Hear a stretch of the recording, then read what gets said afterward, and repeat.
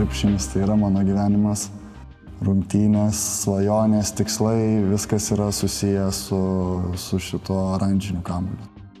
Nuo mažens tėvai įskiepijo į galvą, kad reikia mokytis, kad reikia gyvenime nesustoti. Pamenu, praeitą vasarą priėjo Mindaugas Balčiūnas. Jis, sakykime, supažindino su Klaipėdos universiteto šitą krepšinio specializacija. Jinai labai man pasirodė įdomi, nes vis tiek gyvename krepšiniu ir ne vieną kartą pagalvojau, būtų įdomu gal po karjeros tapti krepšinio treneriu, sakykime.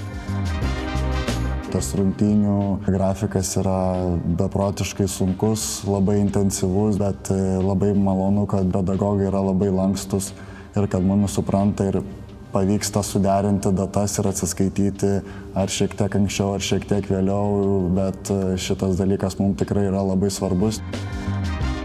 Aš rekomenduočiau vienareikšmiškai dėl pedagogų, nes jie tikrai duoda begalį informacijos, geri specialistai, viskas labai paprasta ir lengvai įsisavinama ir jie visą laiką pasiruošę yra tau padėti, nesvarbu kokią problemą turi, bet visada viskas paprasta ir įmanoma suderinti. Mes už!